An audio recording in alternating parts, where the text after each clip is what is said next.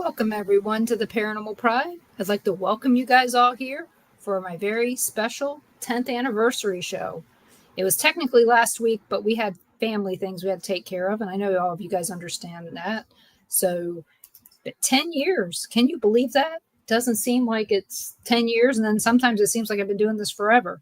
So, but one of the things I wanted to, tell you guys, my guest tonight, Kat Hobson, she was the very first paranormal radio show I ever actually listened to on computer, podcast, because of the fact that I didn't really listen to them till then. And my very first guest was Rick Rose, but she had interviewed him just a few weeks before. And that's how we met, was me sending him rampant messages, telling him, the answer to the questions that was coming his way. And so there you go, our 10th anniversary for the Paranormal Pride. So I'd like to welcome my very special guest, Susan, Mike, and Tom. Kat Hobson. Hello, happy anniversary. It's a big one. And you didn't know that you were the very first show I ever listened to. I did not. You've never told me that. Now I feel a little wigged out and really happy. Well, things are. I'm getting text. It's probably your mom. Probably my mom. Where are you I was like, did we get too sappy? Is he leaving now? No, he's getting a message, and I'm pretty sure it's his mom. Right. Wondering why we were late. Yes. Hey, Tom and Nicholas. So it's very, everybody's here. I'm so glad you're all here. And if you guys have any questions you want any of us to answer, please feel free to ask. We, both of us, all three of us, are an open book. Just don't ask me anything personal about my kids right now. I don't want to talk about that. Well, I'm going to talk all about your kids right now. But I kid, and I love you. So, well, when this all started out, I was in Kansas City, and you were all around, Birmingham and Gulf Shores, and we took a trip not long after I got started doing this, and we met up with you and at Sloss Furnace. Mm-hmm. And that was back in right. I miss Frank. We got a guy down here on our billboards that sells bail bonds that looks like Frank. Could be Frank. It's not his name, but it does look like him, but a little bail bond name. So, but it makes me laugh every time I see it. And I've told him before, I go, he reminds me of Frank. I don't know who he is, but he looks like Frank. Well, Frank's married again. Oh, Frank is married. Congratulations to Frank. And this is their anniversary this weekend. And they are a match made. I mean, seriously, they are so good together. Her name is Carla. Oh. And they are just disgustingly cute. So I love it. So they going down the Gulf Shores for their anniversary? Pretty sure not. They're buying some property or trying to. So they're looking to go into debt. So not really. They probably. When you get married, that's what it is. Well, it is. But I mean, they already had a home. So this is something that will be just theirs.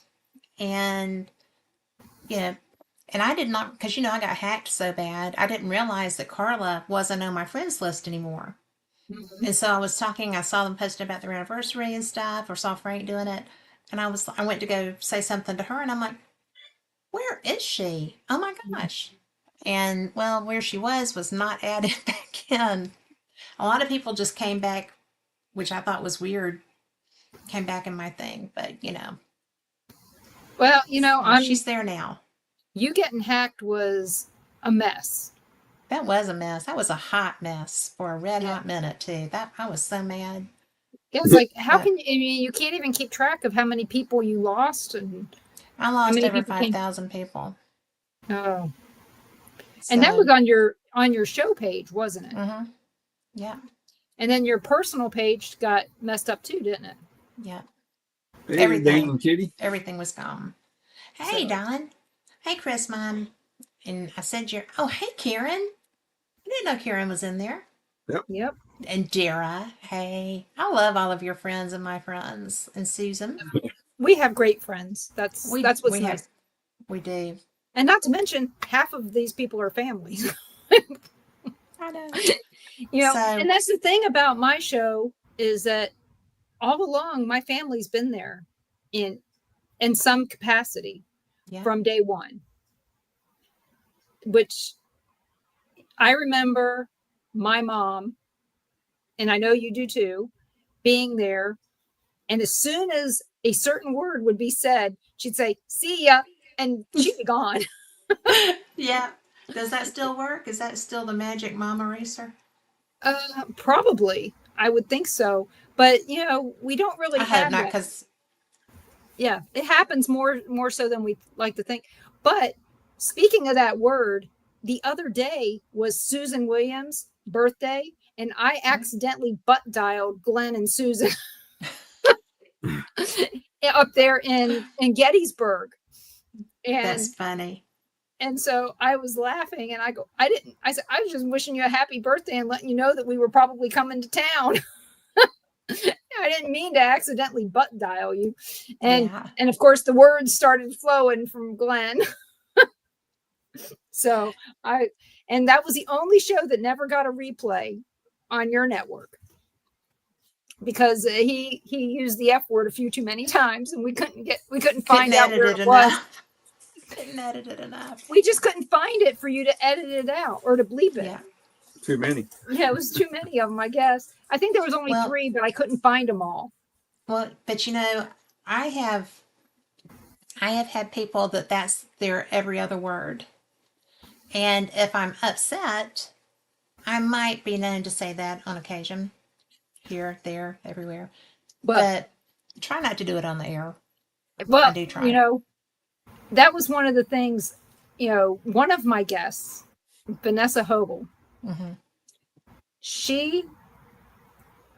when she interviewed Steve DeShavi, every other word out of both of theirs mouths, and it was like, oh my God, before I have her on, I got to talk to her, and I'm talking to her and she goes, well, I'm a oral hygienist for a children's dental office. And I go, what?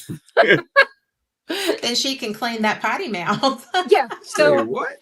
But after that, I told her, I started introducing her to everybody as the effing medium, because it was the only name that fit. And so that's so funny. But yeah. And the thing is she now signs her books that way. Mm-hmm. And so I think that's great that, one of the nicknames that I gave has stuck with her so well. And yes, Tom, we all are hoping that you get better really soon. We are all very concerned about you. And Tom McNicholas was also a guest on my show and your show. Yeah. And then him and I were guests together on many shows. And he is a great person and a great guest. Yes. So Tom, just know that you've been in prayer. Yep. Been in my prayers too. See. I've also had Dara on the show. Yep. When we talked about the Pythian Castle when it was on Ghost Adventures.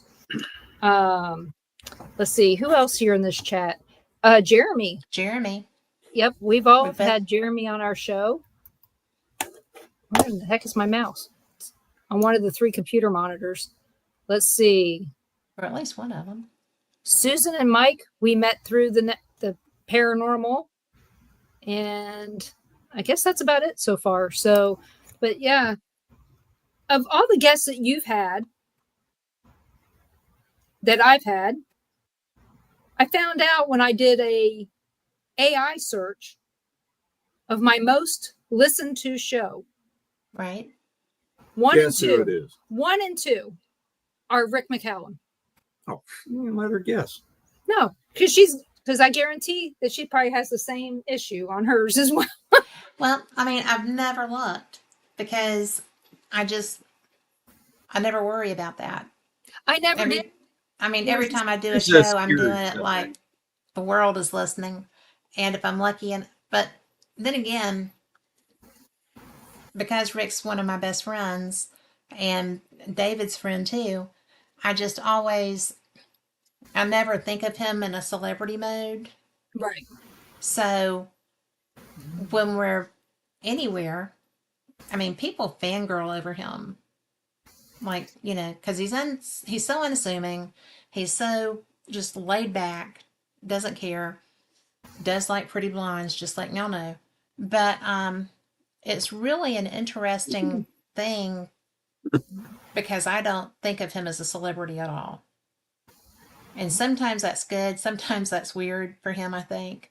Mhm. But we were having a discussion one afternoon, and it was about his health.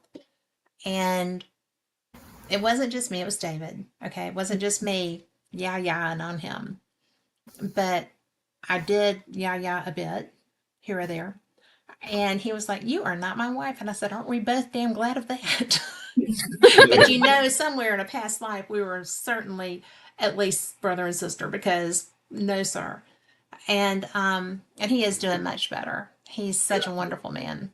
I've been worried But, about him. And, yeah. that's the thing. To me, nobody's a celebrity. I don't care how Mm-mm. famous you think you are. You still go to the bathroom and put your pants on the same way. And you still get an upset stomach. Right. And I'm more excited about meeting the person than the celebrity. You Could care are. less. I want to get to know the person that's there. So we're excited about Wow, going to Ireland. And the main reason we want to go is because you've talked up Rick so much that we feel like yeah, we know him. we pretty much know him Have as, y'all not as ever a ghost met? hunter, and that's about it. Have y'all not ever met? Mm-mm. No, I thought you had somewhere along the line. Nope. no. Well, I talked then to him on the phone a couple times back in Kansas City, but that was when Tom was having the Spook Show Con, Mhm. and we couldn't work it out. But we did talk, Right. because his fees at that time were very high for a small show that didn't have the money. Yeah. I didn't Even know though he it was in his fees. backyard, when he was Yeah. growing up, even though it was in Chicago area. So He's so funny with that, though. I know. And But, I got a feeling he probably would have worked it out, but he didn't know me well enough then. well, I'm sure that he would have, but probably he didn't want to be seeming pushy or whatever about it, But Yeah. I will say that if anybody is ever having a fundraiser for kids relevant to that or anything of that nature, if you just get him there and give him some place to sleep, you'll probably get him. Because he is all about helping kids and veterans and, things of that nature. Well, sometimes they're the same. They are the same. Yeah. Some of those that I know have never grown up. Yeah. Ya Nation. So, Yeah. But actually, aren't they down here filming in Tallahassee right now? I have no idea. I am so behind the times. I know that Jason is. I know. Are they down here now? Yeah. Jason left, I guess, this morning. And so they're working on probably Cool Summer 12. Because it's taking about a month. Yeah, it won't be too cool. No. Every time they come, when they came the last time is when we got the snow. They need to stay there. Nah, they're going to see a lot of rain, it looks like. Yeah, they're going to see a lot of rain this time, I believe. Because we got it's 7 days of rain. Yeah, it's kind of the season for that. Oh, yeah. Transitioning, and then we won't have any. Right. Yeah. So we've been on a drought until Saturday. Yeah. So we're supposed to get rain the next Wednesday through Wednesday, but who cares? As long as there's not lightning, you can still go to the beach. Yeah.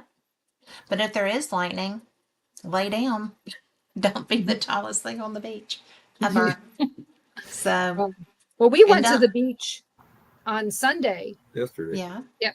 And the Portuguese man of war were everywhere. Yeah, I heard all dead, but still puffy, so they were still dangerous.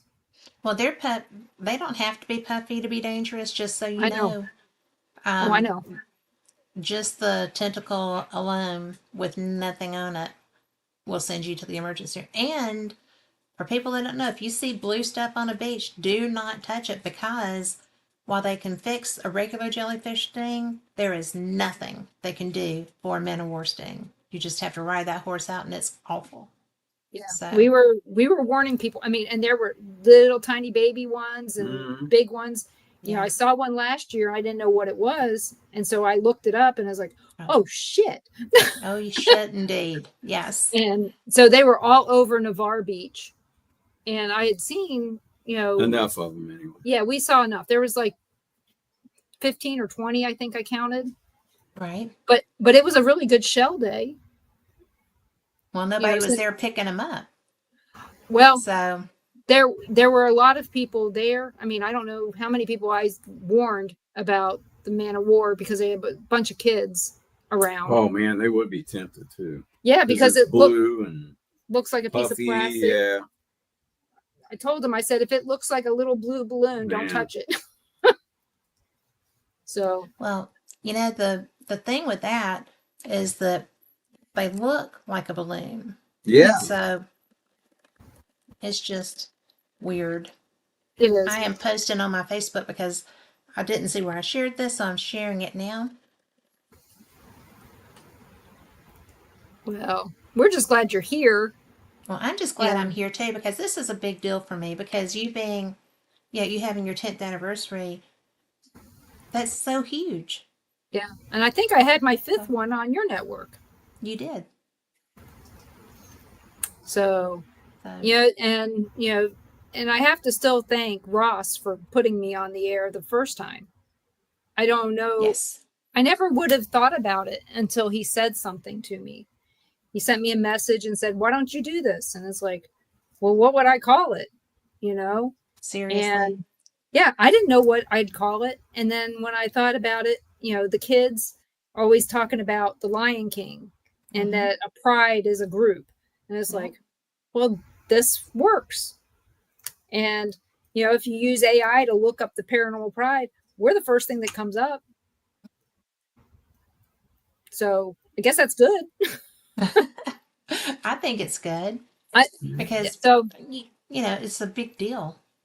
It really is. I'm just grateful for all the people that I've met through the show. Yeah, being on Ghost Adventures was great, but I didn't meet a lot of people because of that. Yeah, it got my name out there and people started sending me stuff, some stuff I could have done without. But, you know, I've made friends with so many of the people that were real people. Mhm. It's funny how you find out how many aren't real after you start researching them a little bit. But It is. But it's so nice to be able to do all this stuff where we get to meet people. You know, like we drove down to see you when you were near, not real near, but near enough to Kansas City, and we drove down. that was as close as I've been. And So, then you just went again, didn't you, to the Eureka Ozark Springs, Ozark Yeah, that's UFO right. Conference, and Ozark you Mountain went UFO Conference. and you went with How'd that go? It was brilliant. I had the best time there. I always do. Lori Dorsey went with me, and you know, it was brilliant. Those people do such a good job, and something I learned. I love learning. I learned that there are Bosnian temples, not temples, pyramids. Probably temples in those pyramids, but Bosnian pyramids. And with LiDAR and the capabilities that we have with satellite viewing now, Yeah. you can actually ascertain if the structure of a mountain is just maybe too perfect, which is what happened in Bosnia.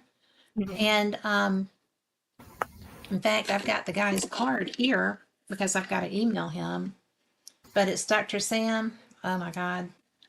Okay. Eastern European, okay. Osmanagic. Dr. Sam Osmanagic, director and principal investor, but he is the guy that is working on doing the pyramid clearing and cleaning, they found like resonating chambers there that are sound healing. And he's doing a tour in June. I have had the law laid down that I cannot go to Bosnia until things settle down there. There's a lot of landmines just planted Yeah. places and stuff like that. It's Cool. not as safe as it could be. But I don't. When was the last time it was safe? about 20 years ago, Oh, it was Yeah, safe before 20 the years war. ago. between know. battles. It between seems like it's battles. always in the news. I mean, my entire life, parts of it. Yeah. Well, it's just one of those places that is strategically placed, Yeah. and everybody would like to own that area, so they keep trying to. But Serbia, Bosnia, and that region is very volatile. Oh yeah. And Sam was like, "No, don't listen to your State Department. It's not that bad." And I'm like, "But my husband listens to the State Department. I can't go there." Yeah, it's So- not worth a divorce. No, Yeah. it is. Yeah, Nothing is worth, not being with the person you love. yeah. What would you be expecting to find there? I mean, what all? Well, they have found multiple pyramids in this area. There's Pyramid of the Sun, Pyramid of the Moon. They have some of the most bizarre activity around there that I wasn't sure of. It's just like they have a beam, an energy beam that goes through the top that they don't control. Hmm. So, I mean, it's a lot. I'll send you.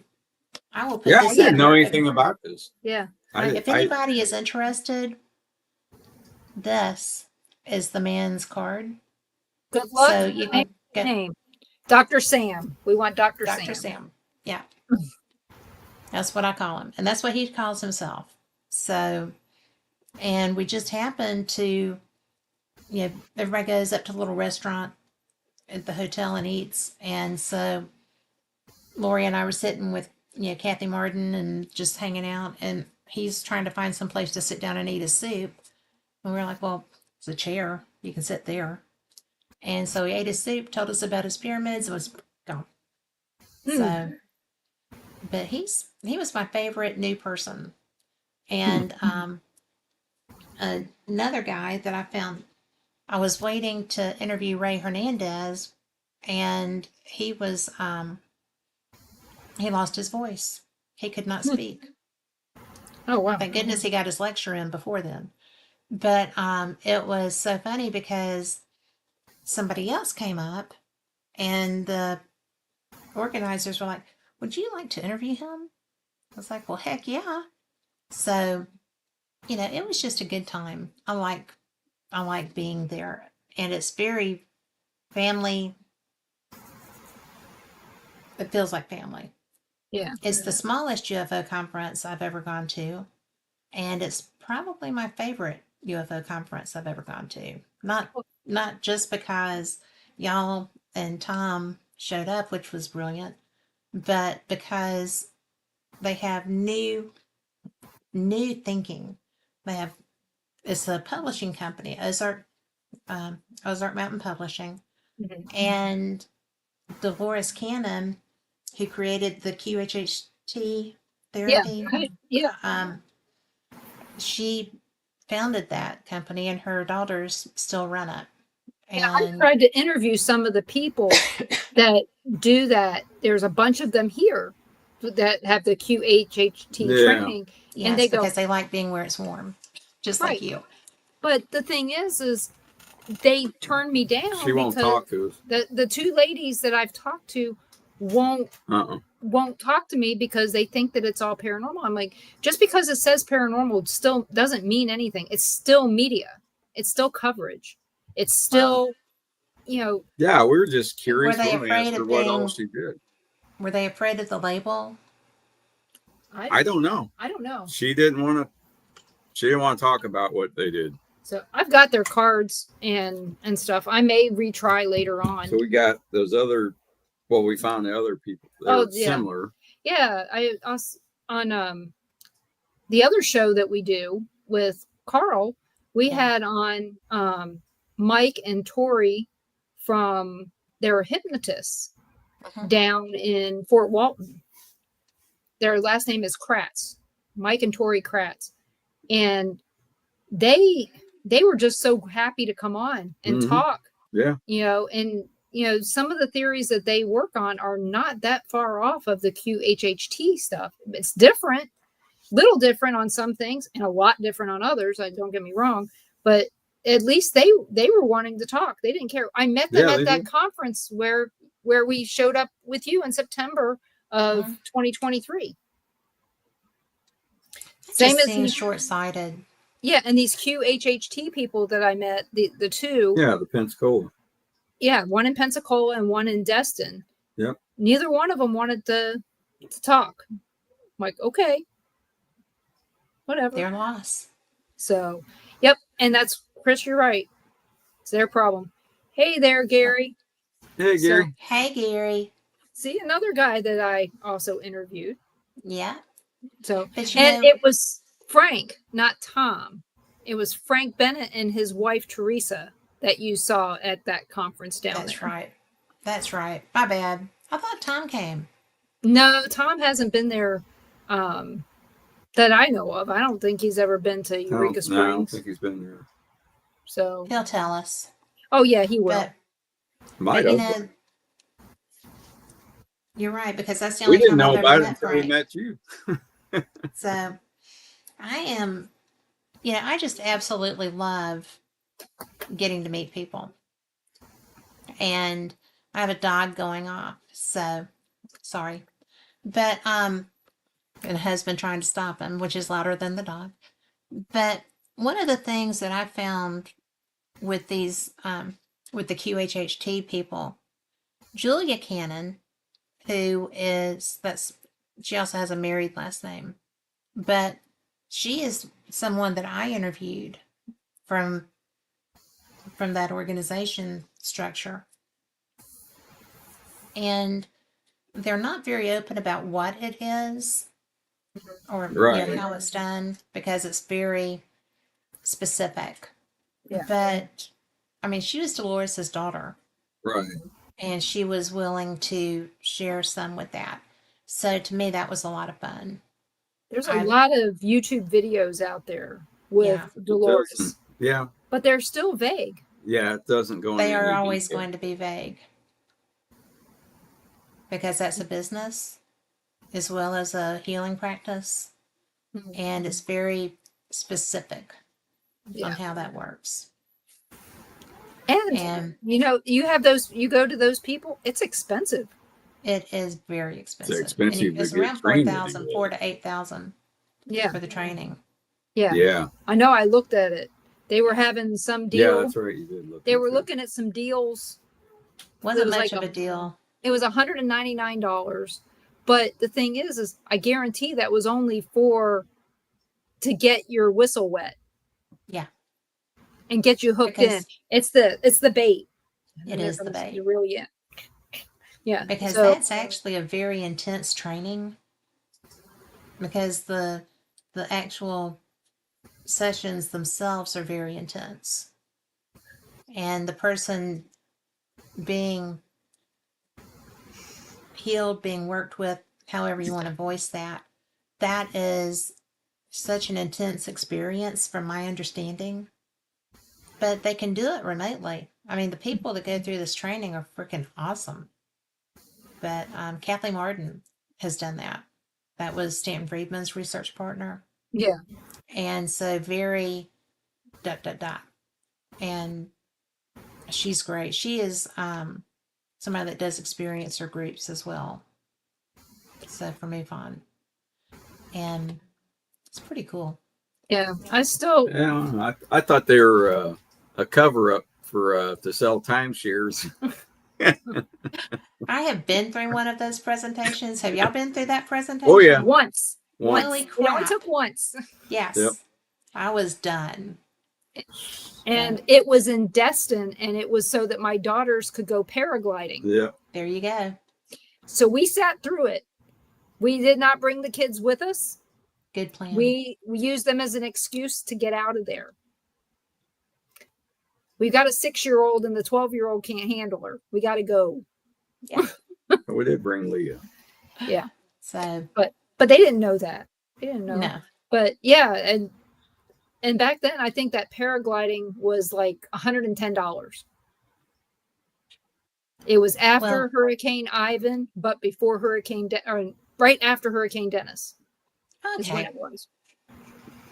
So That storm was a very weird situation.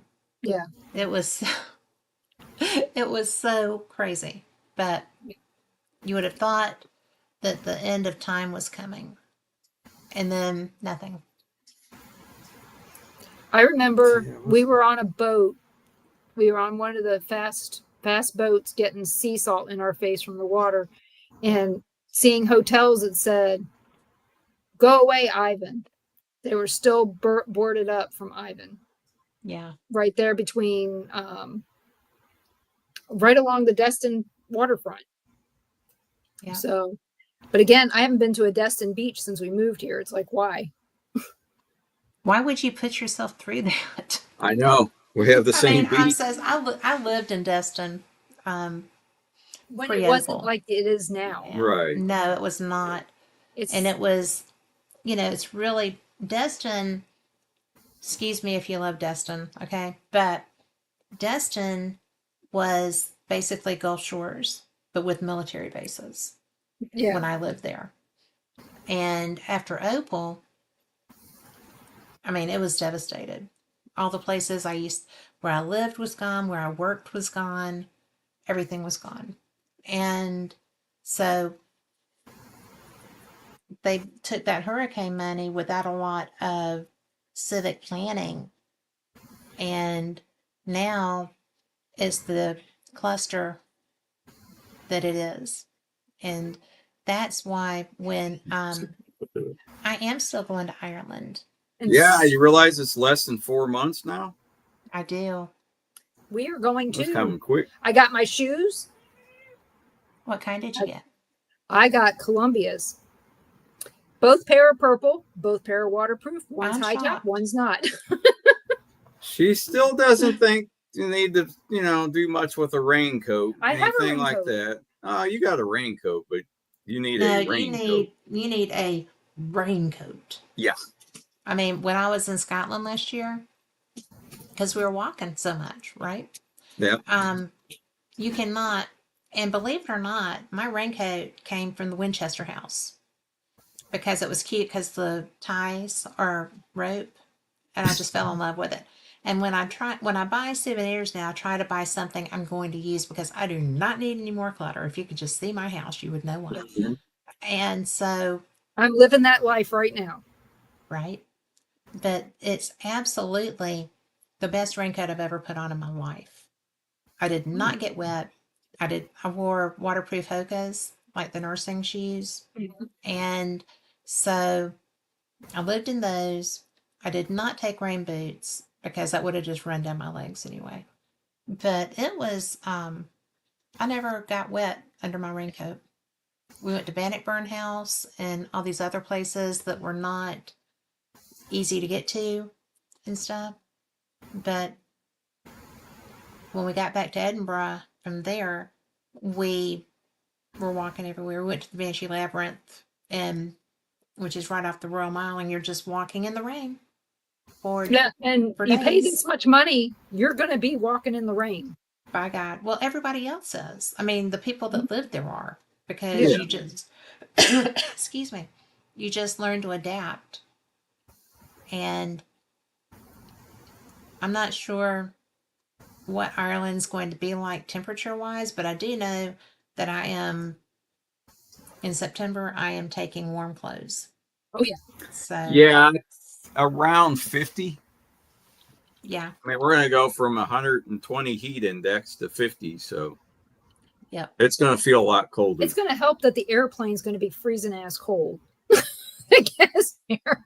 50 and upper Yeah. 30s at night. So Which reminds me, we are going to they don't have a big temperature fluctuation Yeah. from night to day like we do.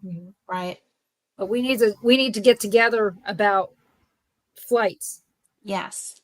So Well, when does she say it's okay to book a flight? Usually about a month out or Probably in June. yeah. Oh, in June? Yeah. Oh, Because you okay. don't want to wait too terribly long. Right, But right. Are y'all up for going to Edinburgh for a few nights first? For what? A few nights first. Edinburgh over to Scotland first. I thought that was after. No, Well- we haven't made a decision yet. Well, we can't do after Yeah, because Rick's one not of us going is going on a cruise. Oh, okay. Not me. Okay. Not me. Not me. But Okay. Well, Um, let me figure Charlie. hey, that out. Charlie. Charlie. From Fort Lauderdale. That's just Oh, showing out right there. Hey, well, thank you. Did you, Charlie, were you there over the weekend when the Blue Angels did their air show?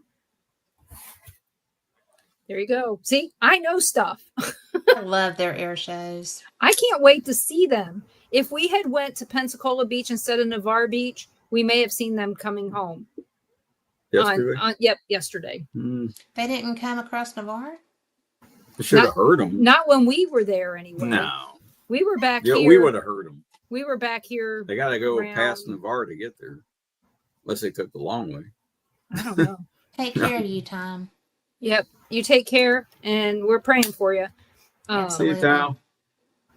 We were at the beach until 3:00. So we went from 1 until 3. Yeah. So it could have been timing too. Well, it But- could have. I mean, Oh, we would have seen them or heard them. So you'd have heard them.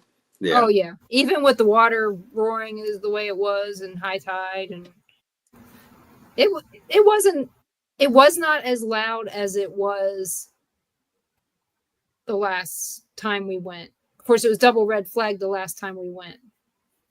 So That's right. Down there working.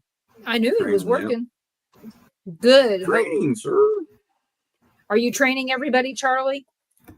Another one of the people that's been a guest on my show. Everybody has been a guest on your show. No, not everybody. I'm a little lot. picky. You are picky, but you select good guests. Yeah, I But try. you've also had a very versatile selection. I Yeah. mean, we One both of like things that are a little weird. Well, that one Daniel Shergley, I had him on. He was a survivalist, Mm-hmm. and he still had some paranormal things to talk about, Mm-hmm. which was Just about unusual. everybody For does. UFO than it was Bigfoot, though. Mm-hmm. So I think everybody's had something. Sometimes they don't talk about it until they're in the right place. Exactly. And we're both safe places too. Yeah, So try it's a not to good place judge. to do that. Yeah, try not to judge. Sometimes I might make a face, but that face is usually one where I'm thinking about. Yeah, your How that WTF works. lines will come out every so often. Yeah, well, Mine just a too. heads up, I don't do video for work. And my boss goes, "Why not?" And I go, "Because I'm on Most video others enough." Don't either. I said, "I'm on video enough." And I said, "And I know that I have resting bitch face." Yep. And I said, me I don't too. want somebody to misconstrue that as that I think that they're full of shit or that they're stupid or something like that. I said, it's just the way that I'm listening. I'm intently listening with my face. And I don't want people to think badly about it. And so, like when they do the Halloween crap at work and they want you to dress up, I always put a mask over my face. That way they can't tell. And they'll go, "Well, what are you?" "Oh, I'm a shadow person." There you go. I love that. And one year I just dressed up as me and went on there and they go, "Well, who are you?" I said, "I'm a serial killer's granddaughter. This is what we look like. We look like There you everybody go. else." You're so funny. So, And I love that you're so funny about things that aren't sometimes. Sometimes, you get to a certain point in your life that you can continue to cry about it, or you can just let it go. Yeah. And I'm a let it go kind of person. It's not that important to be upset about something that I can't change. Can't change and that you the fact didn't have that, anything to do with. no. And I figure I look at it as that those things that happened in my past are what made me who I am. Yeah. So I can go, if I went back to change it, would it change anything? For real? You don't know. That's why you should never do that. So, like one of our favorite questions to ask people, if you could go back in time or forward in time, which would it be? I would go forward. Yeah, me too. Yeah, because we already know what happened back then. And you can't change anything that happened back then. If you went back, if I could change things, I might go backwards. But the problem with that is that there's absolutely no way to know what the change you do will cause. Right. So I would much rather go forward and learn there. But then what do you change going forward that could affect the world? See, I know some things that I would change because it couldn't make them worse. Yeah. So I don't know. I always think about. I don't know. I think about those things. Probably have to go forward so I can see that the Kentucky Derby only paid $115 on a trifecta, and I wouldn't spend more than that. There you go. To hit it. So I tell you what, for every horse running yesterday to be in Secretariat's bloodline, the dude's still freaking winning races. I mean, that's just my favorite. My favorite place that I've gone in years that was a poker place, because my husband plays poker and I have to entertain myself, was hey Donna, was the Kentucky grounds, the racetrack. Mm-hmm. Churchill Downs was so much fun. Mm-hmm. And I got to go out and watch the practices that morning as they were working the young ones. And some of the ones that ran yesterday were there when I was there. And I recognized two of the names, yeah. So I was just like, wow, that's so fun. Have you thought about going back and taking their haunted tour? I have done their haunted tour. What did you think? I thought that it was brilliant. So I also did a haunted walking tour in one of the neighborhoods behind there. Okay. Behind them. And I just had the best time because I went and I did the morning workouts, right? And then I went and walked the neighborhood. There was the little neighborhood sale. So the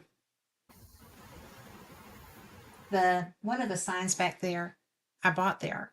Mm-hmm. And so then I went back and I had lunch at the racetrack, and there I had a really nice luncheon, right? Mm-hmm. And then I went and did I did all the tours they had. I went and did another tour, and then I did the nighttime haunted tour in that neighborhood behind it. Yep. We went the week after the Derby. We went Mother's Day weekend. It was packed. Horrible. And nothing was really, they didn't have enough people to wait on everybody. And it was in 2014 because I have my glass here. Yeah. I have my little glass. It was as you see, I drink out of it often.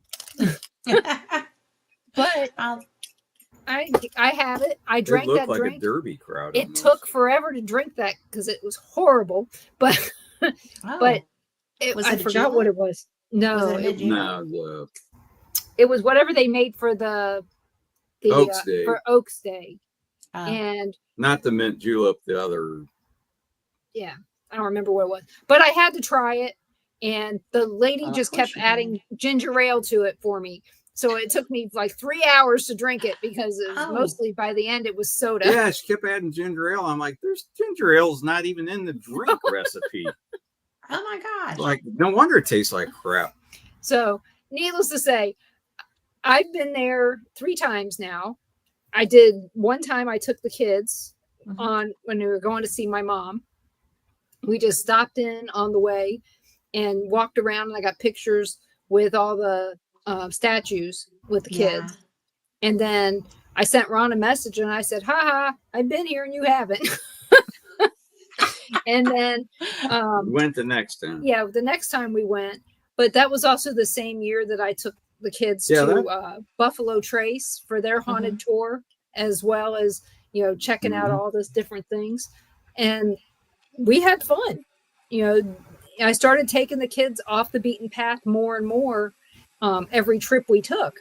So that's how I found some of these, places that nobody knew about until way later. The Buffalo or the Bourbon Trail it was just starting to come into existence. Yeah. When I was driving the kids off to go to the candy place and all these other things that, I thought was interesting. And then eventually everybody found it was interesting and they all started going. But I don't know. I kind of miss that drive going across 64. Yeah. And down Mountain Parkway, but only parts of it, that I miss. And now we get to go through Atlanta. Yeah. Yay! Yeah, instead of Louisville and St. Louis. Yay. Hey, Donna, I'd rather go through Louisville and St. Louis. And so. Donna, if you guys don't know, Donna's my sister. Her son has stage 4 glioblastoma, and he just finished his first round of chemo and radiation, and they're hopeful. And so I want everybody to keep looking good so far. Yeah, we'll keep praying. Keep them in your prayers. They got Tim got accepted into a program at Duke for a trial for glioblastoma, That's wonderful. And it's all going to be covered by their insurance. So I'm extremely happy about that. So, but if you guys go to my Facebook page and you see a fundraiser for them, please check it out. And if you can help out, please do. If you can't, please share it. Maybe somebody else who's suffered from glioblastoma might want to help. I don't know. Support is helpful. Because Timothy was an electrician. He's not, and of course you can't see. You don't know which wire is red. Well, yeah, and that's important. Yes, in that trade. Red and black. You kind of need to know. So, but we're keeping them in our prayers, and hopefully we're going back to see Donna in July after Gettysburg. Are you going to Gettysburg? Yes, we are. I did not know that. You should tell me these things. Because everybody else is. Yeah, everybody else is going. Why not us? We don't have little kids. Well, we don't have our own little kids. We're trying to get him in daycare. So, but yeah, that's a whole nother story, trying to get him in daycare. But we should get a table near each other. I don't want a table. No, you don't need a table. You're going just to play. I'm just going to play. I'm going to go walk around and get to know everybody. That's, me. I'll probably be sitting at somebody else's table talking to them. You will be sitting at somebody else's table talking to them. I just don't. I want to, make sure that I visit with everybody. And, I found out from Susan and Glenn that they're no longer part of the event. And so we know that we're going to take some time to go see them. Yeah. Our Baltimore people, and might as well. He's going to do some strong chemo on next Wednesday and back to Duke on the 2nd. So, and that picture there that she's sharing, that's in her profile picture, is our nephew Timothy and our niece Sarah. Okay. So we're thinking about them all the time. And but yeah, I wanted to at least let you guys know about Donna. She's, you see the name Weatherstein, you may not think anything of it, but Donna's my sister. Judy gets in here sometimes. She's also my sister. Crystal's my cousin on my dad's side. And then Dan and Kitty are cousins on my mom's side. So these are a lot of people that don't really know each other, but they're all family. And then we got Karen, Ron's mom. Mhm. It's easy to tell with the Pridemore one. Oh, A little. So Cassie, so sassy. oh, hey, Cassie. well, hey. Another person that I've interviewed on my show, Mhm. Cassie. So she's with she's in Leavenworth, Kansas. Yep. She does a lot. She was doing tours there. I don't know if she still does. And she hangs out a lot at the McIntyre Villa. It's one of her favorite places. That's a good place. Met her at the Sally House, of course. So Of course. and I tell you, I think that was probably one of the best experiences of our life, was being part of the Sally House until it wasn't. And I think that becomes with everything. Oh, Judy's calling. Donna. Of course. So there you go. She may not be here, but she's there. So, okay. Well, Donna, take care. We love you. And so, And we'll keep praying. oh yeah. So of all the shows that you've done, and we're going to leave Rick out of this. Okay. Okay. What has been your most memorable show? Not necessarily your favorite, but the most memorable. Stanton Friedman. I know you made a big deal out of that one. It was huge Yeah. for you. It was huge for me. Well, because he had such a freaking wicked sense of humor, and I was not used to physicists that were funny. Right?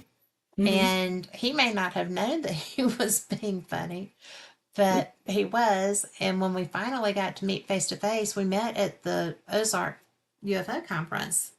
And he was so annoyed because the airline had lost his merch bag. He was tense. He was older, right? So he didn't like things that weren't methodical. Their methodology was not appropriate. Right. So a little bit later, between lectures, I went down to the vendor room, and he had nothing. He sold everything in like 10 minutes. And I was like, so where's your stuff? He was like, I've sold it all, and now I have time for you. Whoa. Yes. And so we sat there and we talked like a couple of runaway horse slaves. And it was so much fun because when, the story is that when I got up the nerve to send him a message, and he called me, and I didn't have my phone with me, but I had my watch, and I answered my watch. And at the time it was a Fitbit, right? So I didn't know who that was. And so he's got this voice, and he is so Canadian, and he is just blah, blah, blah. This is Stanton Friedman, and somebody left me this number to call. And I was like, oh, I'm going to call you back. I'm so sorry. I have to call you right back. And he was like, well, what? I said, I am Dick Tracy, and I have to go. I'm going to call you right back. Called him right back, and he was like, what?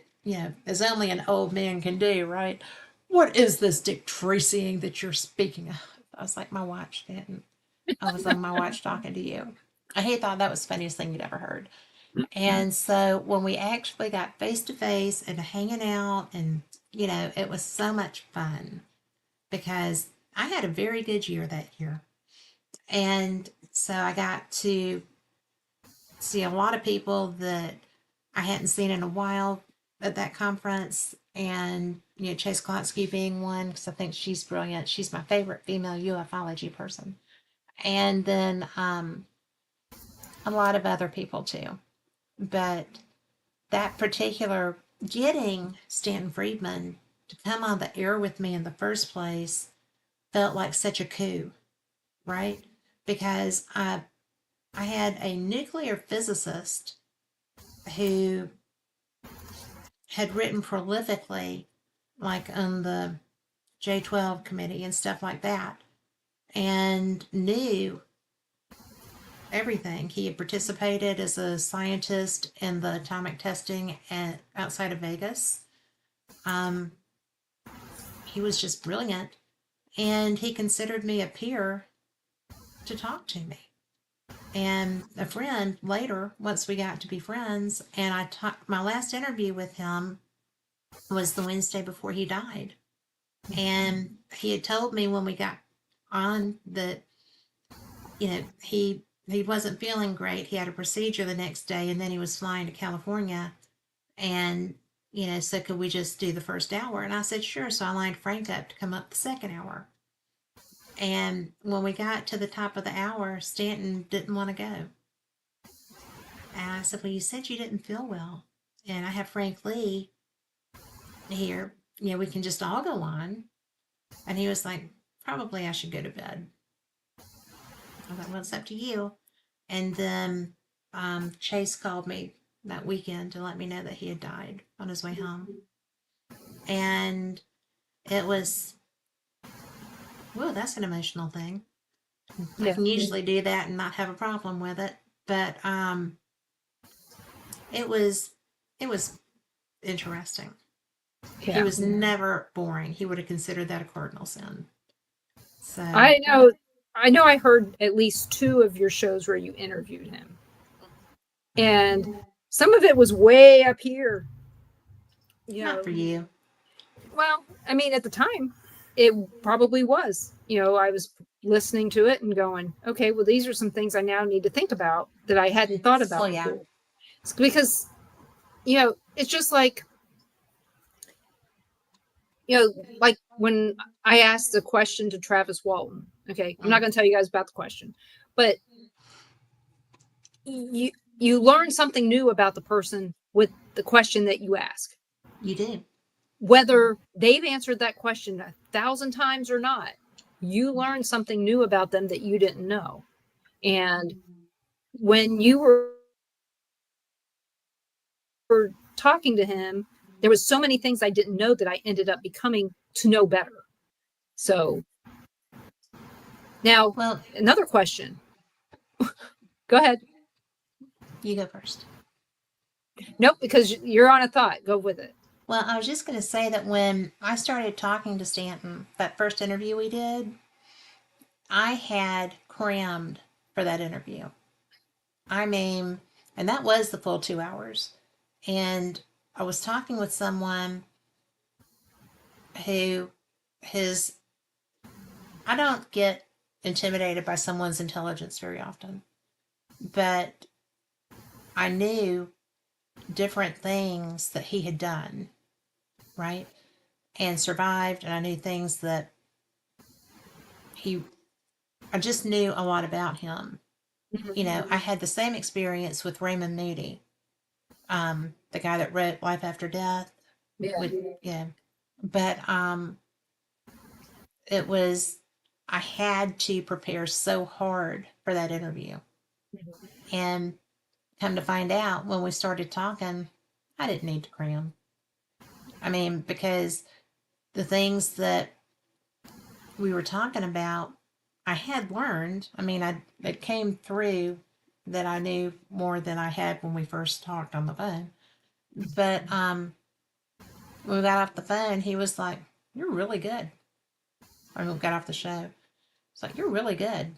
I said, "Well, it helps when you have a great guest." He was like, "No, you're really, that will always." I've never told anybody else that, but that is the thing that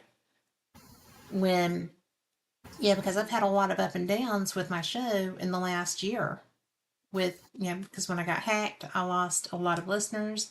I had all this other stuff going on, and I was just like, it's hard to reach out because I don't want to get banned again, right?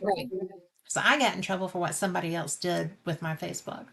So anyway, so I'll sit there sometimes and I'm just like, do I really need to keep doing this?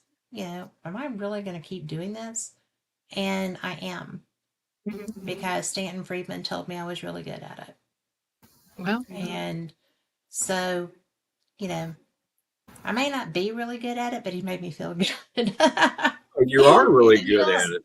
Well, I mean, I love what I do. I love learning. I love getting a chance to learn from someone and learn from their experiences and sharing that, you know? I mean, I love taking people along. When I interviewed Steve DeShavi, I've done it twice. The second time he was on painkillers because he had shingles. And he Yes, I was remember. actually working. because He was he was in working Missouri, Yeah. Yeah. wasn't he? Mississippi. He was Yeah, he in, was in Vicksburg. oh, okay. And Because I know he was really sick when he was in Missouri too. yeah, Something but else, the possibly. Vicksburg was the shingles. Mhm. So, you know, and I was just like, are you sure you want to do this? He was like, oh, yeah, I've already taken pain pills. I've got bourbon. I've got a cigar. I'm good. And I'm like, you're drinking with your pain pills? He said, have you ever had shingles? I said, not yet. He's like, you'll drink with your painkillers. But, I have to say, I agree. It. yeah, I've had shingles 3 times, and I really? don't ever 3? want them again. Yes, I knew you had 3. them. I didn't know you had them 3 times. Yeah. Just Holy once for crap. me. Yeah. So, people, I'm not going to tell you to get your shingle shot, but I lucked out. It didn't get on my face. Mhm. I didn't have any huge blisters, but we caught it fast. I Yeah. mean, I knew something was wrong.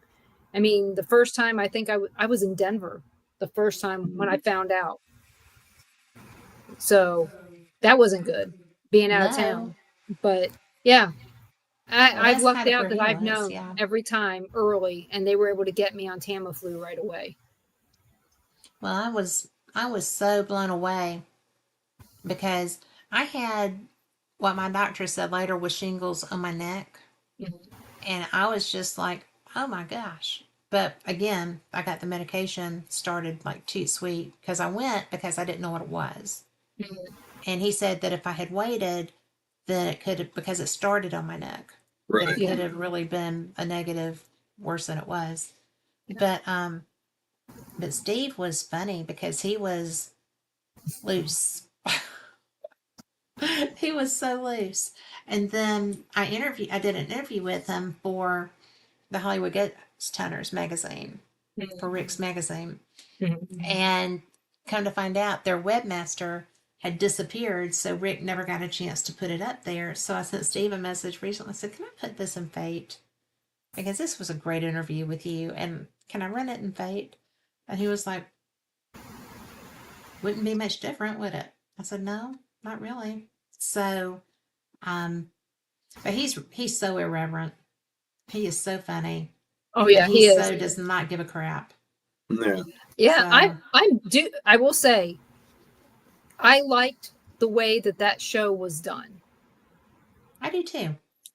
Especially when Amy was there. Yes, I like Cindy Kaza. I like her. Mhm. But it's, like when they replace your favorite character on a show, you're Yeah, not going to accept them for quite a while. And she didn't have a chance to get accepted yeah, before the show got canceled. But it's like there's no way that you could have changed out um, uh,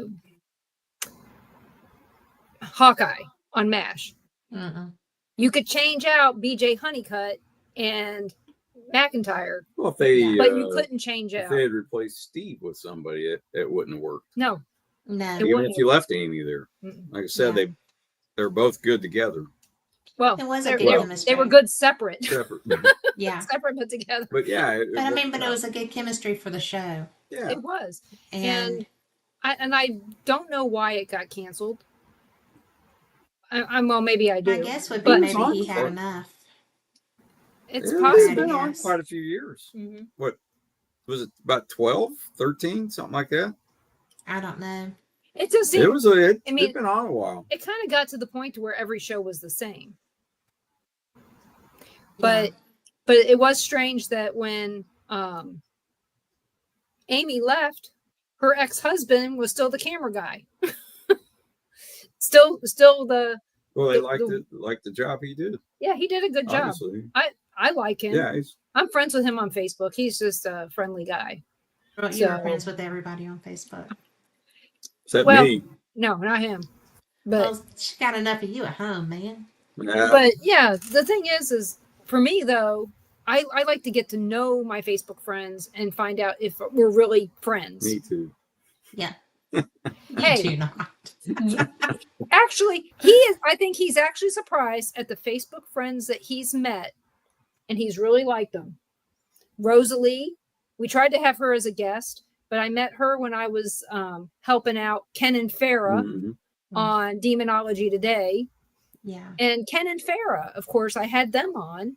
And I've had Farah on just, now since Ken's passed. And that is a strange story in itself, meeting them. So Kevin and Jennifer Malik had their show on. They were interviewing them. And Ron just looks over at me. I say, I want to listen to the show tonight. They're demonologists. I want to hear about it, and so we're listening. And he goes, I went to school with a Ken Deal. And I told him, he goes, how's it spelled? And of course, at the time, I didn't know that they changed the spelling of their name for the shows. Mm-hmm. I didn't know that. And so I sent a message in the show, and I said, what year where did Ken go to school at? And Farah responds, well, they were back, in Springfield. Yeah, they were in Springfield. It's probably not. Yeah. It says probably. But I still sent the message, and all you can hear is Farah's nails typing, and I had to learn that not to type while I was on the show because you guys, I had that mouse fart mic back in the day, and you guys could hear my nails hitting the keyboard all the time. So I knew what it was, the sound. and I asked some questions, and she goes, yeah, Hazelwood West, and 1981 or something like that, or 1980, 79, something like that. But it was the same year as Ron. Okay. Right. It's all coming together, and Ron's going, it can't be. He goes, it can't be the same guy.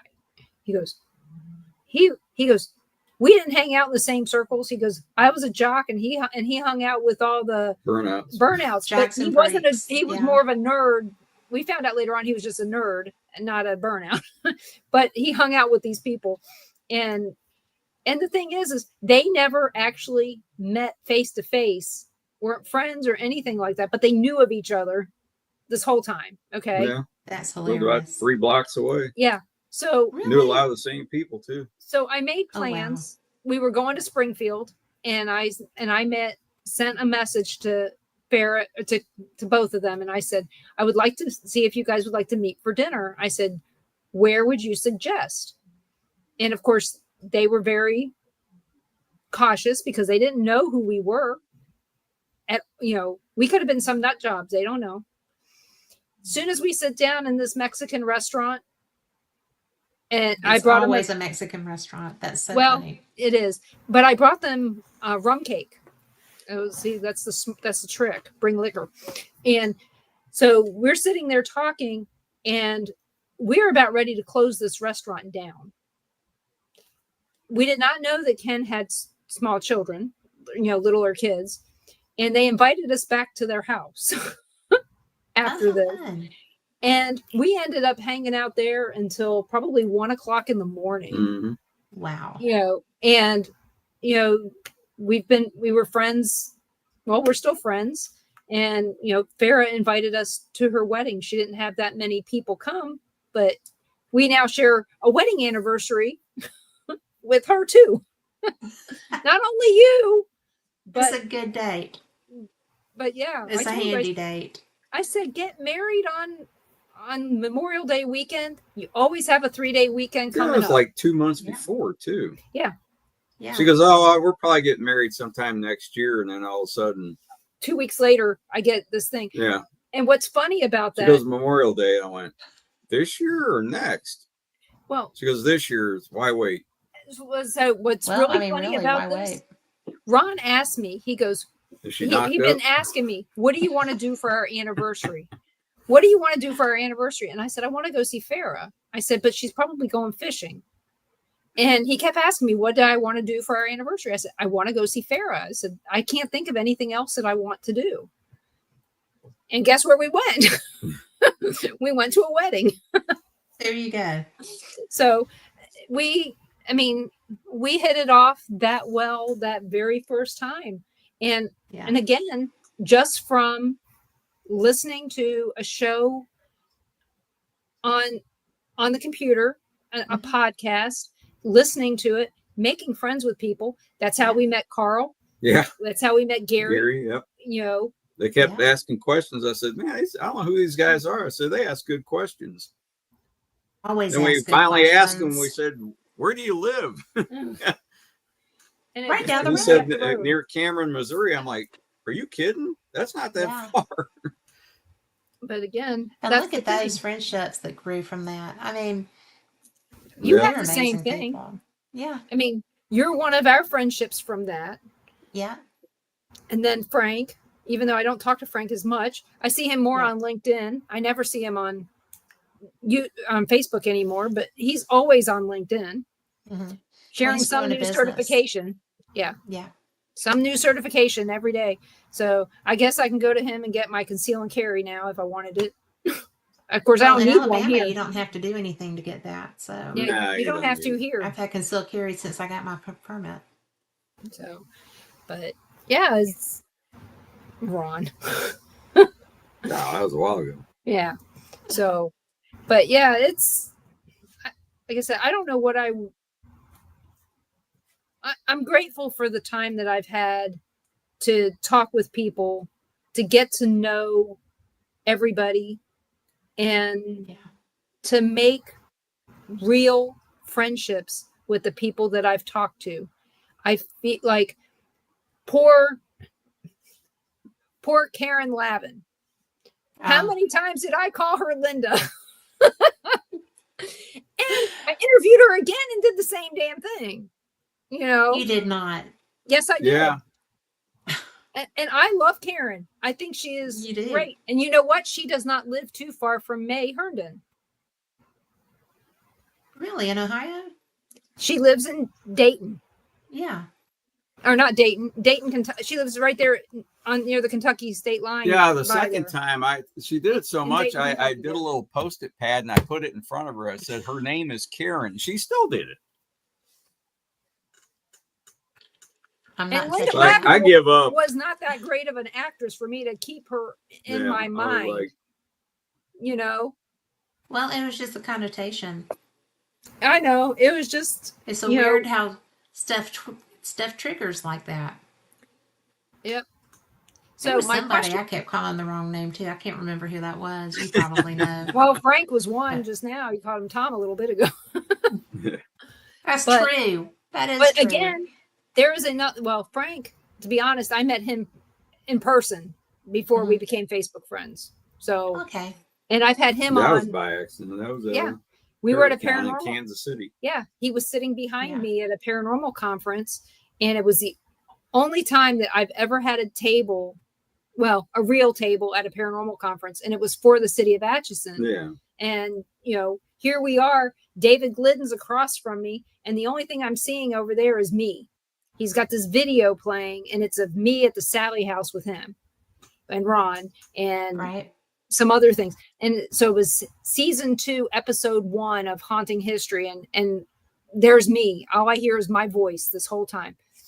And behind me is some guy talking. And I go, he's from Maryland. I said, he's from Baltimore. And he goes, how do you know? And he asks me that every time. How do you know? I know the sound. Right. The weather lady on Fox News, Lynette, whatever her name is, she's from Baltimore, and I know it. As soon as she talks, I don't even have to look. But so I got up from my table and I walked over there and I sat next to Frank and talked to him. And the first thing he had in his book was my favorite restaurant, Gino's, growing up. And from there, we've been friends. He came to Ron's 60th birthday party in St. Louis.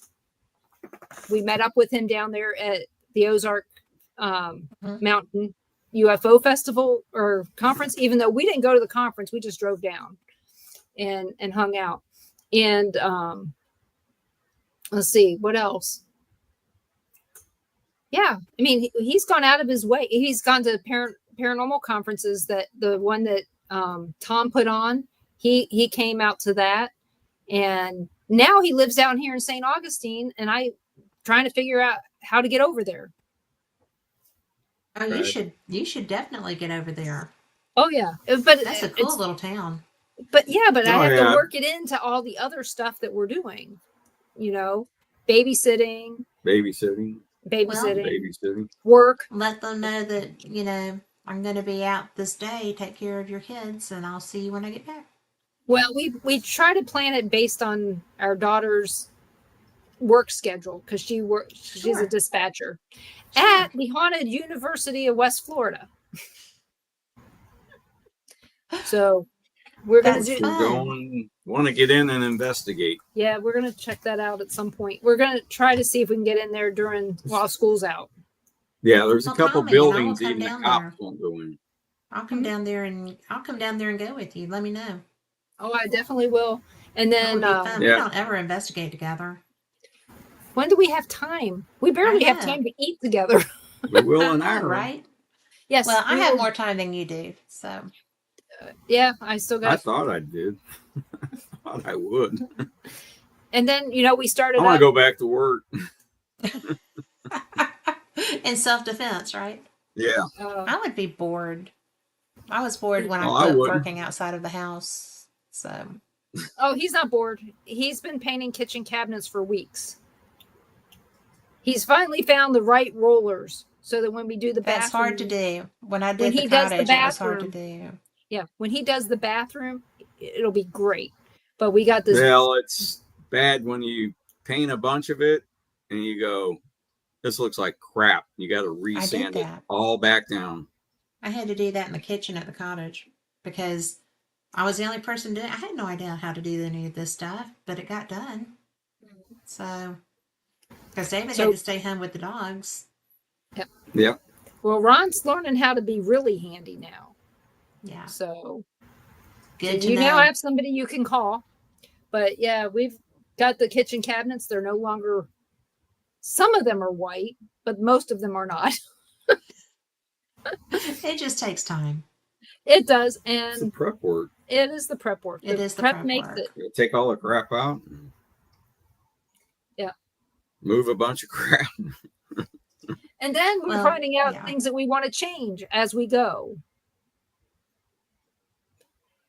And that's not good when you have a brand new house. Okay. But you know what? The thing about having a brand new house is it doesn't have to be today.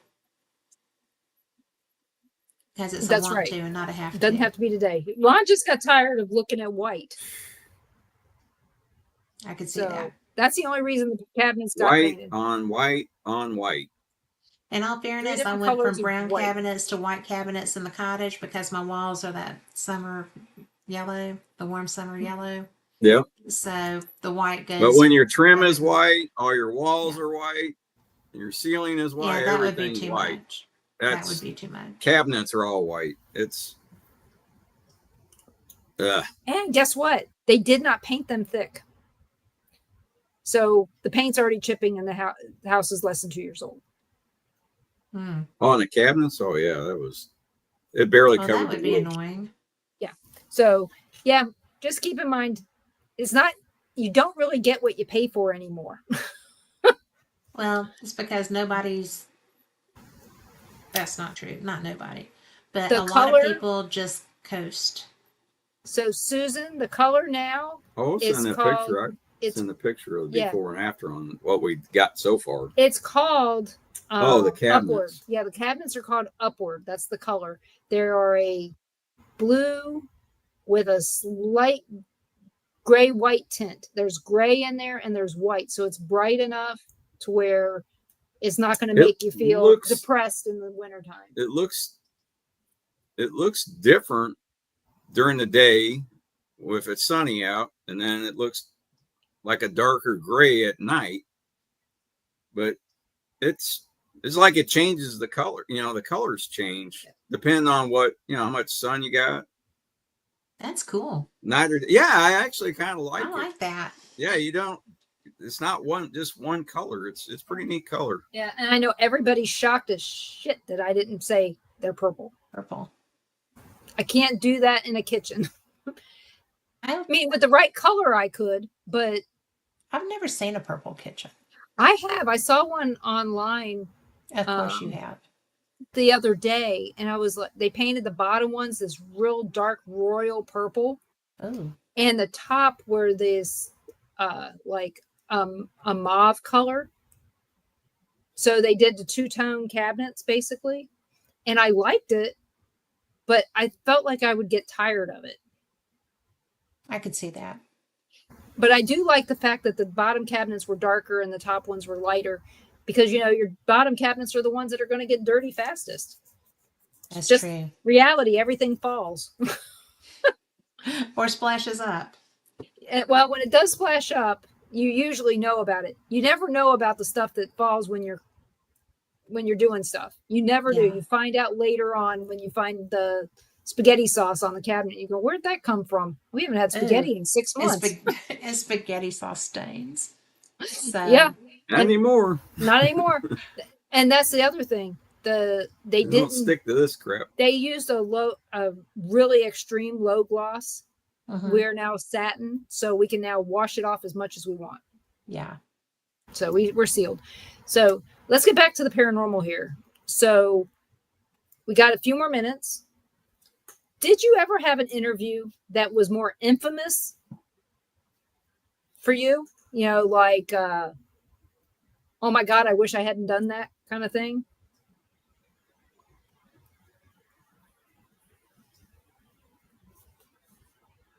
I can't think of anybody that I wish I hadn't interviewed. Not anybody. I mean, maybe a subject that you wish you had interviewed on.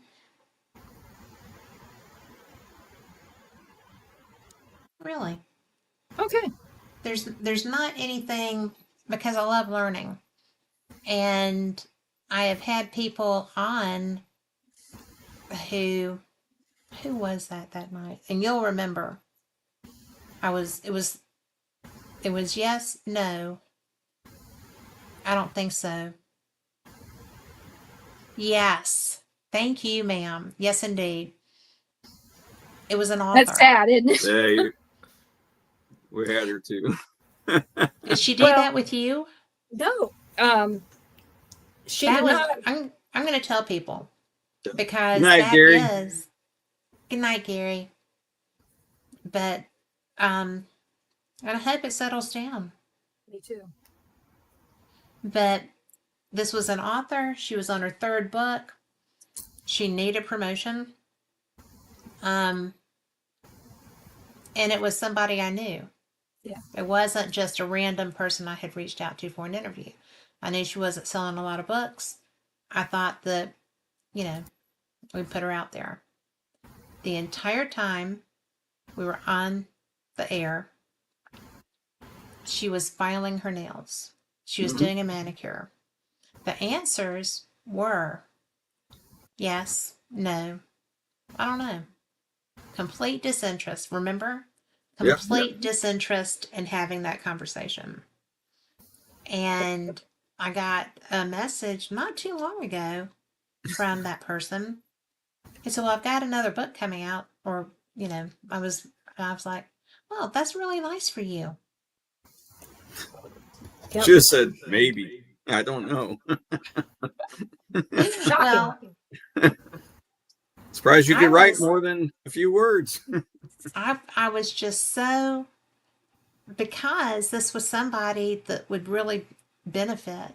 And that's when my numbers were off the chain. Yeah. I mean, it was crazy. And so I got a lot of feedback from that show. Oh, yeah. Mm-hmm. A lot of feedback from that show. And I actually had somebody ask me, why did you not cut that interview? And because you were hopeful that it was going to get better. Well, even without that, I wouldn't have done that, because I felt like no matter how somebody else acts, I'm going to be professional. Right. And in this instance, I could have, say, the call dropped. I could have done whatever, right? Tornadoes. Tornadoes What we did. happen. Hail Corps coming close by. There, it's sirens are going off. We got to go. When the sirens go off, we're out of here.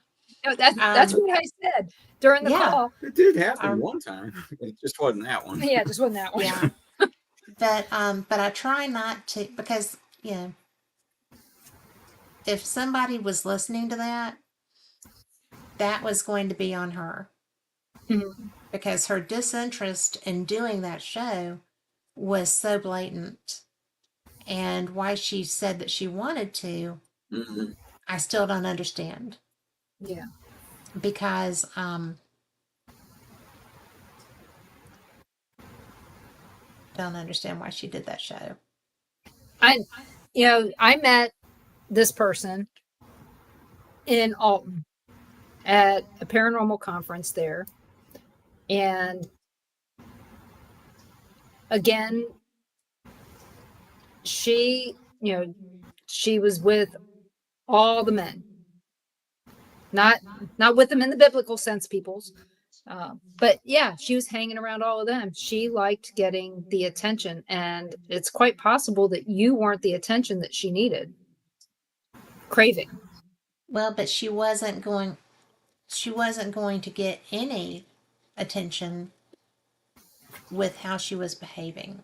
Mm-hmm. I mean, she came off as, I would have thought, had I not read her books, I would have thought, I could not possibly read anything this person wrote. How boring must it be? Yeah. You know, and as my mother would say, she hadn't had the manners God gave a billy goat. Yeah. And so that's probably, hands down, that's the worst. That's the worst interview I've ever done. So what advice would you, if this person was to come to you now, okay, and I know she did, but if she was to come to you now and say, hey, how could I make my interview skills better? You know, somebody's interviewing me. How can I make them better? You know, what would you tell her? Don't have anything in your hands.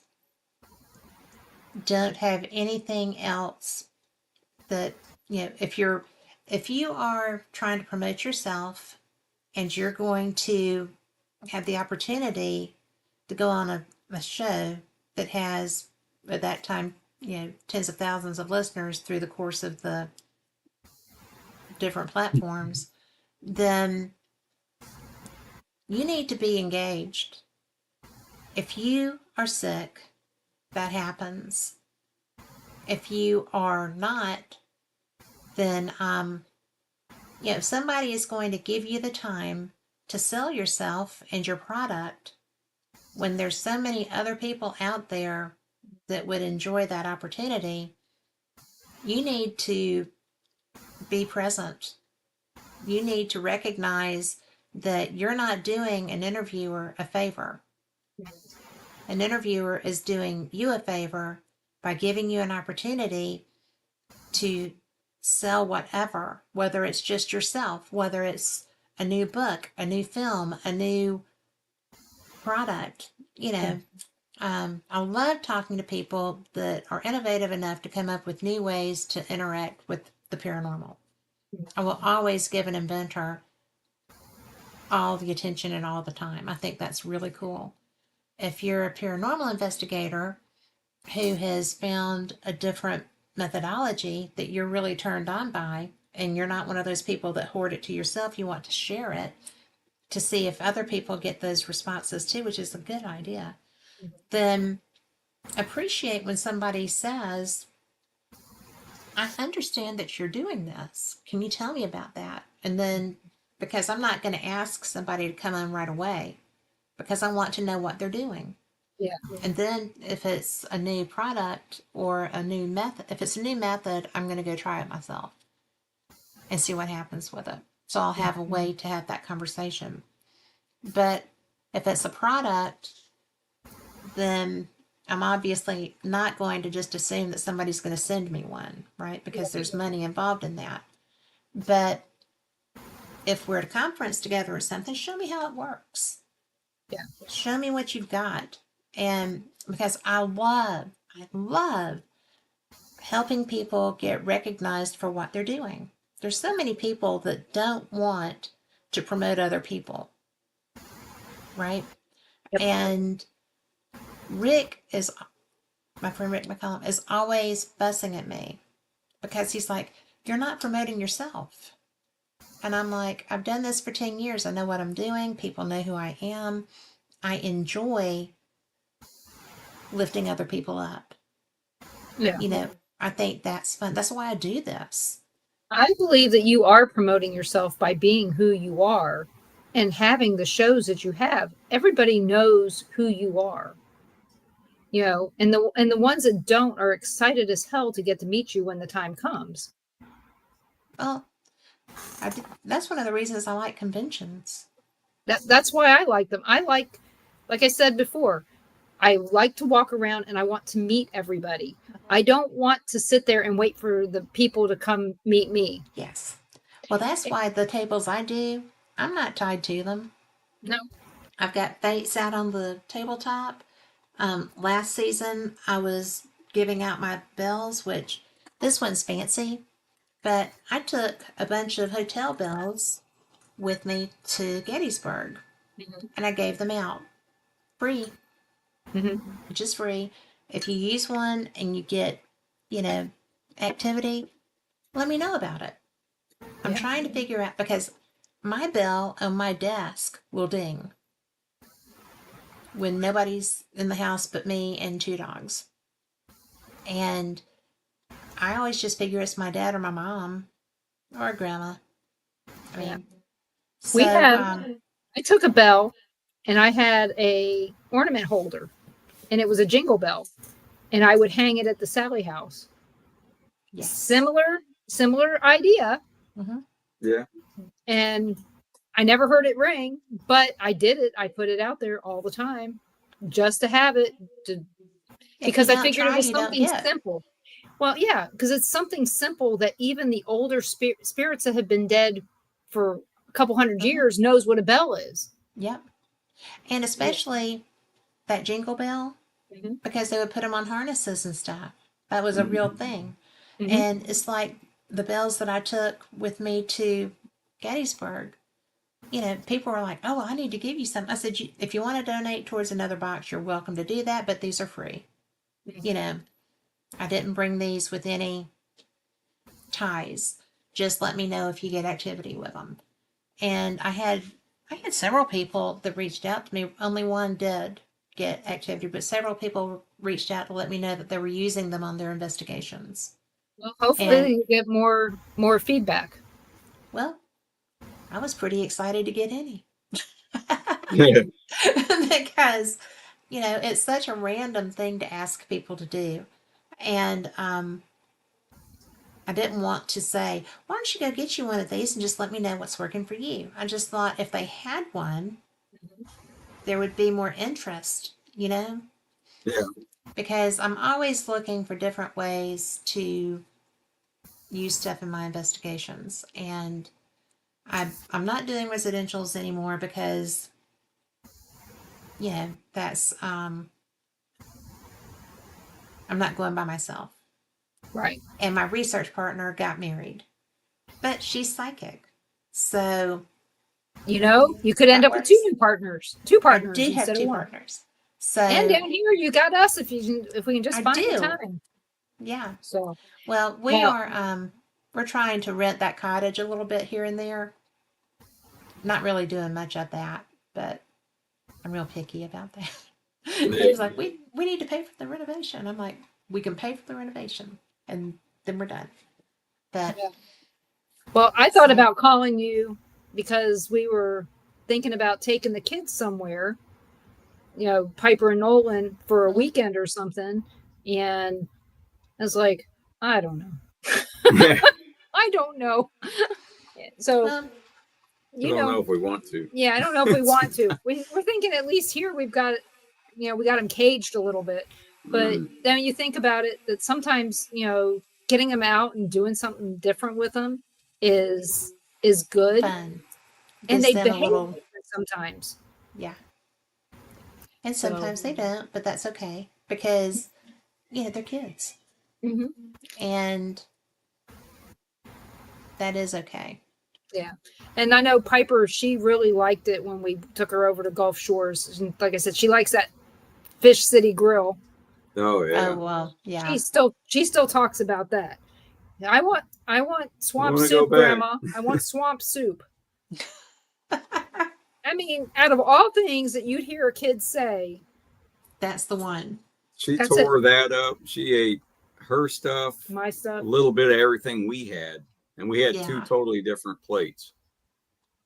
She tried That's fun, everything, though. all kinds of stuff. Yeah. At least she's not afraid to. Yeah, that was Yeah, she's not. Her and brother is. And when we went that night, that was the night that Burger King out front got robbed.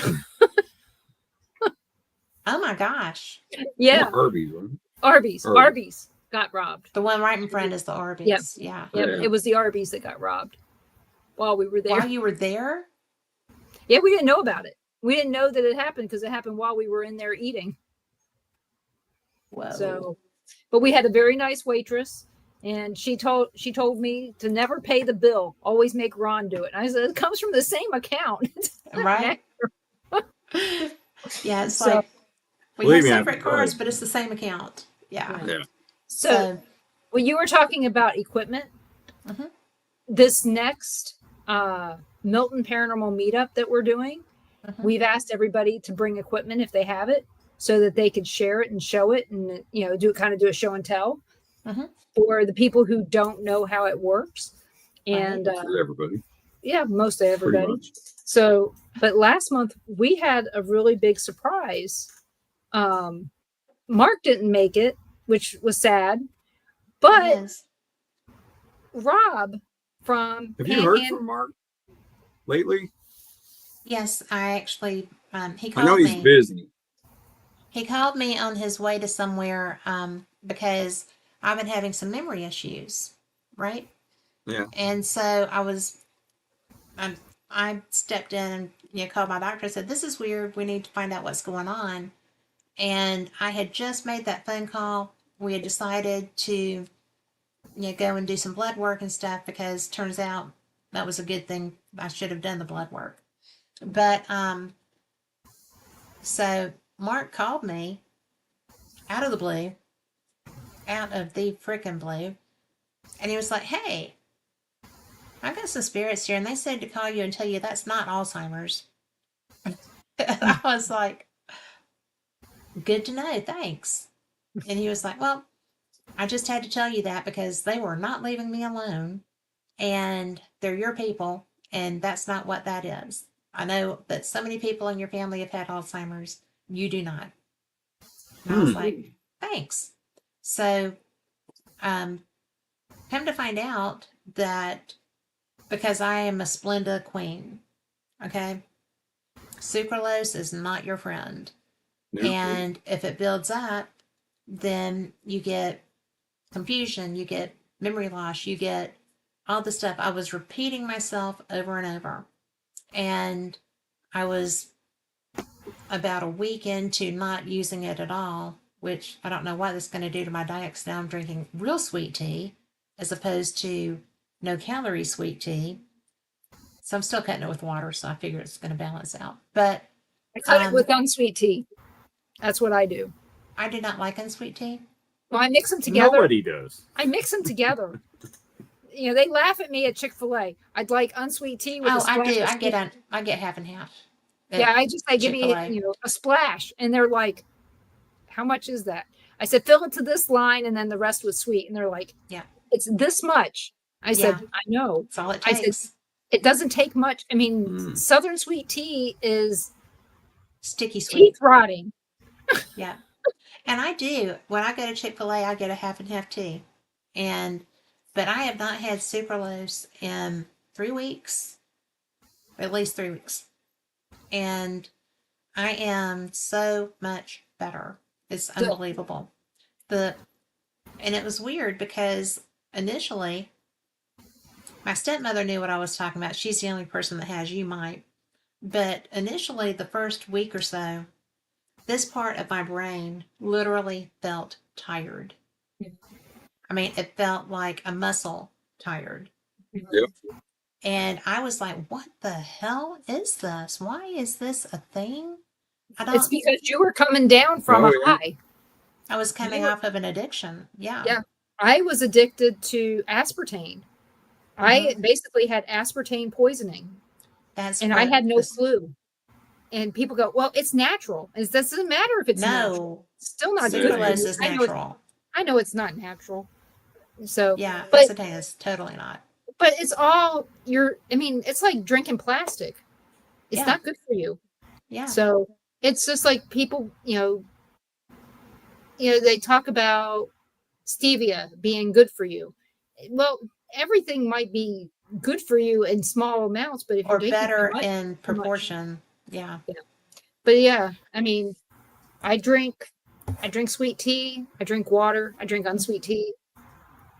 I drink a lot of coconut water, things with coconut water. Oh, you are just a badass then. I hate coconut water. Oh, bye is so that I can drink that. Body Armor's got Body Armor's got it too. Okay, because I sure can't drink out of a coconut water. That is some nasty crap. Yeah, I agree. It's gross. And I like coconut, and I like a lot of things coconut. Don't like coconut water. It tastes not even a little bit. No, it tastes like fibers. It tastes like the outside. And it tastes like sweat. Yeah. Yeah. It tastes like a nasty, nasty bodybuilder person that just wrung themselves out into a coconut. Which is a reason why I would never be on Bear Grylls The Island. No. There's no way. I would tell him, eat my shorts. I'm not doing it. I don't like coconut water. No. It is not my idea of a good time. No. Well, you know what? We've come to the end of our show. And what do you want to leave everybody with? I'm going to Ireland and you're not. Oh, we are. You are. But I have my own island world here as well as there. But I think probably, does it matter what it's about? No. Some wisdom you want to leave the world with today. I don't know how wise it is. It doesn't matter. But one of the things that I don't do ever, and I was a political science major, I love politics. I don't talk about them. But I'm going to just say that if there were anything that I thought was really, really important and necessary and ignored for the most part, would be the fact that politics doesn't matter. It doesn't. In the grand scheme of things, you're going to still want to go and hug your grandma that voted for Trump 67 times. And you're going to want to hug your granddaughter who thinks that he's a demon from hell. And your coworkers are all varied, and they probably won't tell you the truth about their politics anyway. And one of the things that I've always thought is the very most important thing in the world is to be kind and to live and let live. At this point, no matter how big of a fit you pitch, anywhere, nothing changes. Everything is going to go the way it's going now. And that's going to be for the next 3.5 years. And before that, nothing was changing, right? Because people were having fits in the street and stuff. I think that what we need to do is everybody really work at not hating somebody because they're different. It's not right to judge people by the color of their skin. It's not right to judge people by your perception, because people don't talk about it, but by your perception of their politics. It's not right to judge people because they have a disability that makes them look different from you, or talk different from you, or walk different from you. And I think that in this day and age, I'm 63, I'm old as dirt. I am so happy with my life, and I'm so happy with my kids and my grandkids. I'm so blessed to have all of that. But kindness really seems to be, you know, rare on the ground. And if we could just remember that people are, everybody gets up in the morning and faces a new day, and they don't know what's going to happen in that day.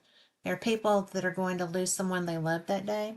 There's people that are going to lose their own life that day. We don't know what is going to be going on.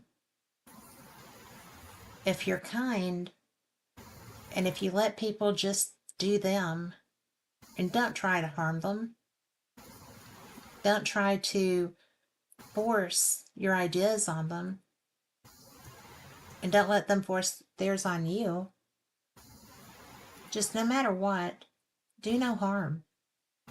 Be kind. Understand that this is real. If you're young, it's harder to get that. I was a firebrand when I was young. I'm kind of a firebrand now, but on different things.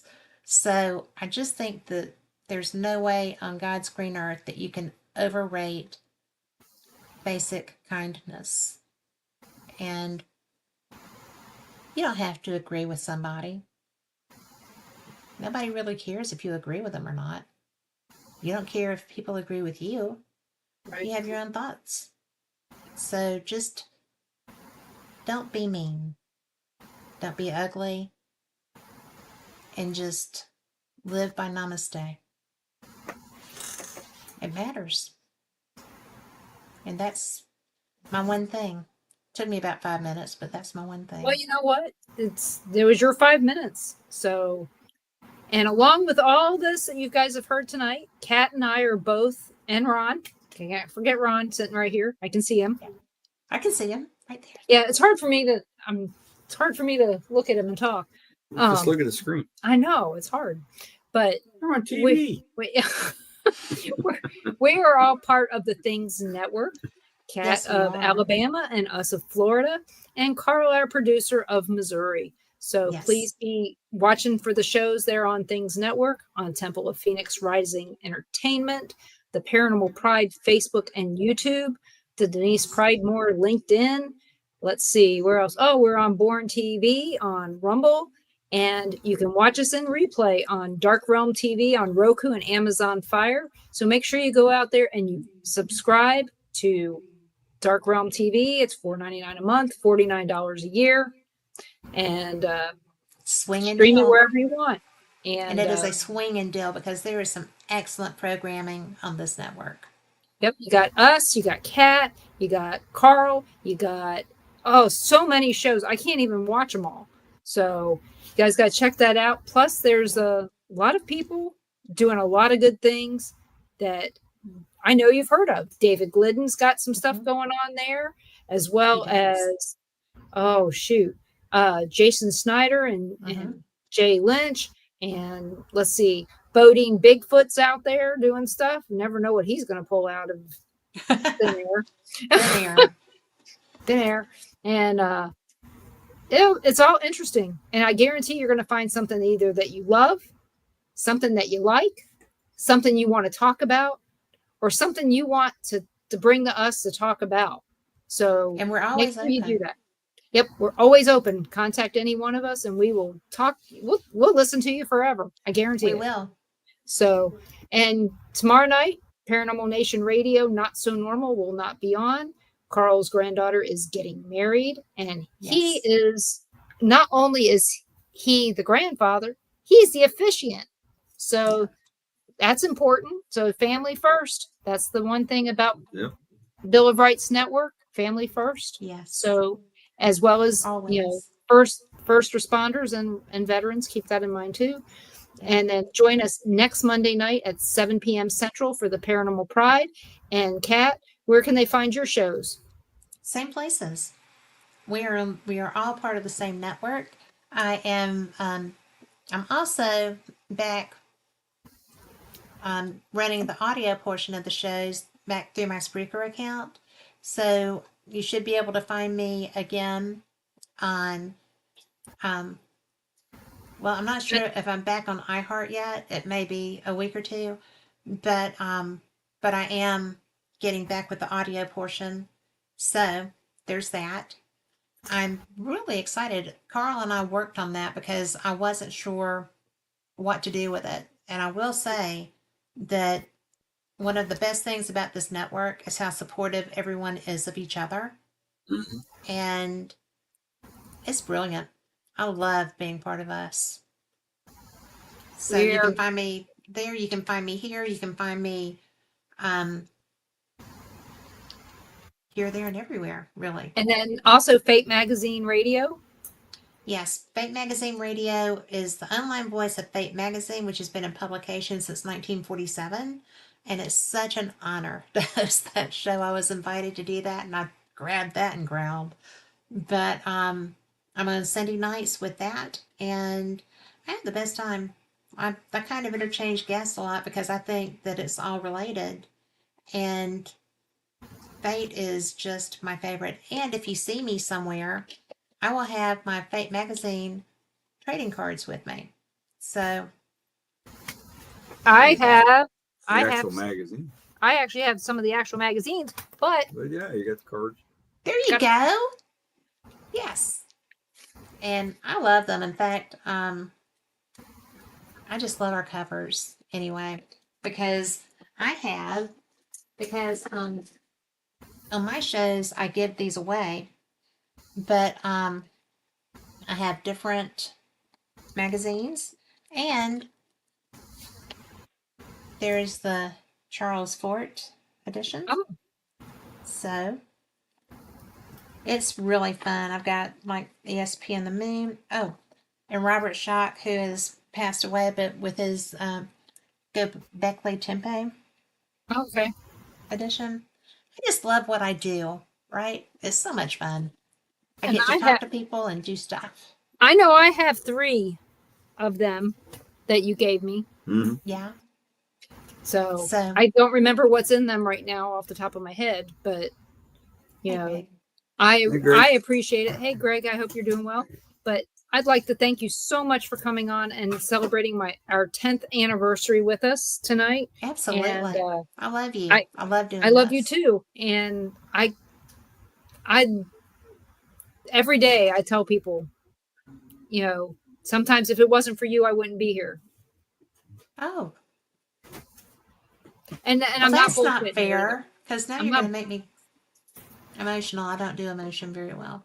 Well, apparently Ron wants to go walk, so we got to end this show. So thank you, everybody. Have a great night. Change your shoes. Thank And you, everybody. join us next Monday night at 7 p.m. Central for the Paranormal Pride. And I hope you guys all have a great week. And I hope that you guys will all be here in 10 years when we do the 20-year anniversary. Bye, Jingo. Thank you. Good night. Yes.